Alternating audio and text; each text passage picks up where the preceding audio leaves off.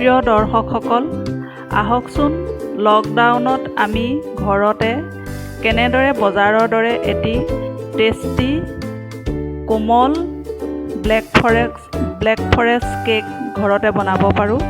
আহক ভিডিঅ'টি আৰম্ভ কৰোঁ। দুটা ডিম লৈছোঁ, আমি এইকেইটা এতিয়া ফেটি ল'ম। ডিমখিনি ফেটা হোৱাৰ পিছত এইটো কাপেৰে মই একাপ চেনি লৈছোঁ, এইখিনি মই মিক্সিত মাৰি লৈছোঁ। একাপ দি দিম আৰু চেনিখিনি ভালদৰে আকৌ ফেটি ল'ব লাগিব। চেনিখিনি ফেটি লোৱাৰ পিছত এই বাতিটোৰে এবাতি ৰিফাইন দিম। এতিয়া এই বাতিটোৰে এবাতি ময়দা দিম।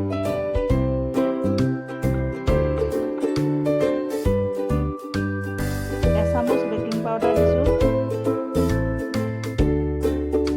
আধা চামুচ চৌদা দিছোঁ আৰু এচামুচ কোকোৱা পাউডাৰ দিছোঁ। ব্লেক ফৰেষ্ট বনাম মই, এইখিনি ভালদৰে চালি দিম। আমাৰ বস্তুখিনি মিলোৱা হৈ গৈছে, এতিয়া ভেনিলা এচামুচ দিম।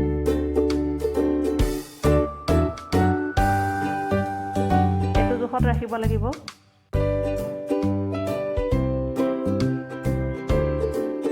কেকৰ বাতিটোত ধুনীয়াকৈ টিচু পেপাৰ পাৰি ৰিফাইন সানি ল'লোঁ। এতিয়া আমি মিক্সাৰখিনি বাকি দিম কেকৰ বাতিত। এয়া হৈ গৈছে। এতিয়া আমি গেছত এখন কেৰাহী উঠাই দিছোঁ। মই কেৰাহীতে কেক বনাম। 5 মিনিট সময় কেৰাহীখন গৰম হ'বলৈ দিলোঁ। এতিয়া বাতিটো উঠাই দিম। বাতিটি উঠাই দি ঢাকনিৰে ঢাকি দিম। ঢাকনিখন চাব যাতে এয়াৰ নহয়, এয়াৰ হ'লে কেকটো ভাল নহ'ব আৰু জুইটো চিমত দি দিব। এতিয়া আমি 45 মিনিট সময় অপেক্ষা কৰিম। কেকটো বেক হয় মানে ক্ৰীমখিনি মাৰি ল'ম।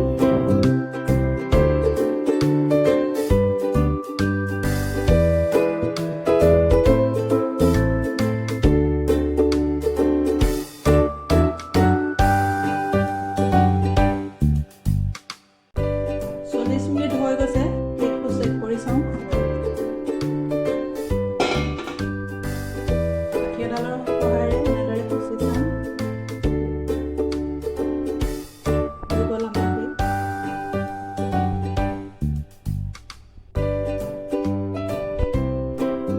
ঠাণ্ডা হোৱাৰ পিছত কেকটো উলিয়াই ল'লোঁ।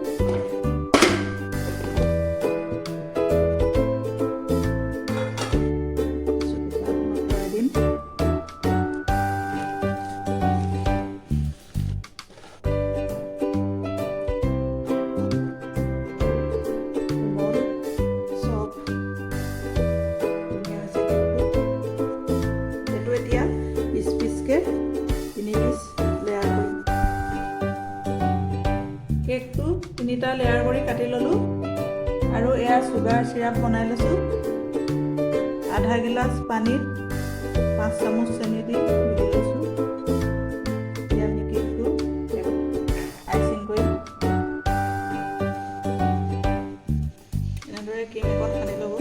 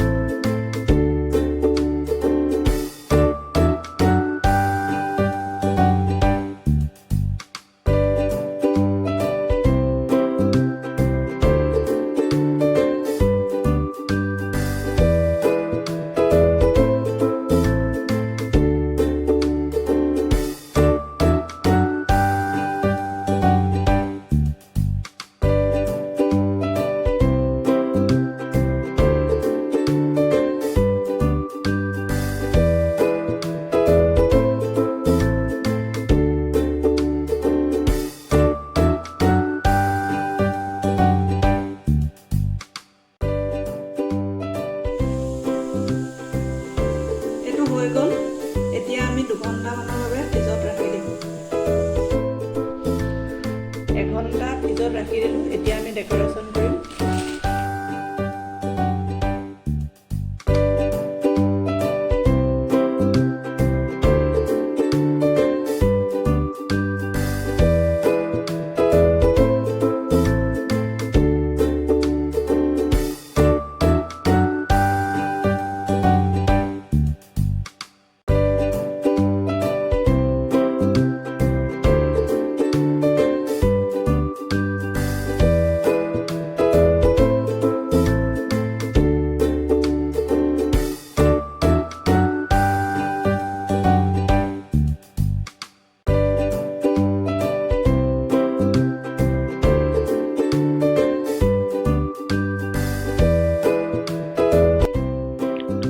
ফুল বনাই হৈ গ'ল।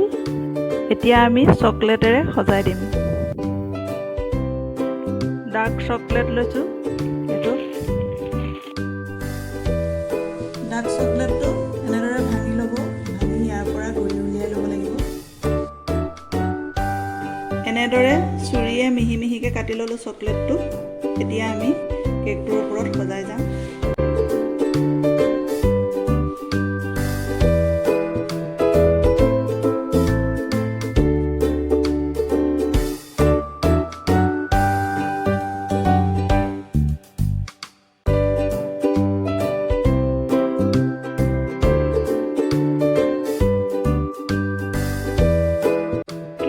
সম্পূৰ্ণ হৈ গৈছে।